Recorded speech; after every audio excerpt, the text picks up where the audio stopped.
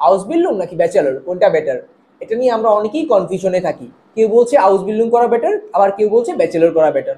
আপনার জন্য কোনটা চয়েস করা ভালো হবে সেটা ডিপেন্ড করে আপনার কন্ডিশনের উপর। আশা করছি এই ভিডিও দেখার পর আপনি বুঝতে পারবেন আপনার জন্য কোনটা চয়েস করা পারফেক্ট হবে। প্রথমে আসি ব্যাচেলরের ক্ষেত্রে।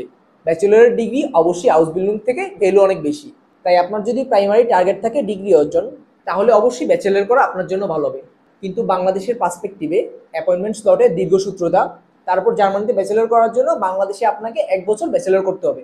তাছাড়া অ্যাপয়েন্টমেন্ট ওয়েটিং ডেট এখন 26 মাস চলতেছে। সো বুঝতেই পারছেন সবগুলো সেম টাইমে একই পয়েন্টে কানেক্ট করা একটু ক্রিটিক্যাল হয়ে যাবে। তবু আপনি যদি মেনটেন করতে পারেন তা তো অবশ্যই ভালো। হাউস বিল্ডিং হচ্ছে একটি ভোকেশনাল ট্রেনিং, যা হচ্ছে আপনি একটি কোম্পানির থ্রুতে যাবেন, যেখানে হচ্ছে আপনার সপ্তাহে 3 দিন ক্লাস হবে এবং 2 দিন ইন্টার্নশিপ হবে।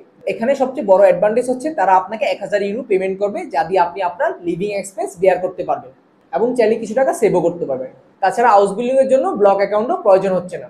বিস্তারিত জানার জন্য আমাদের সাথে যোগাযোগ করুন। ধন্যবাদ।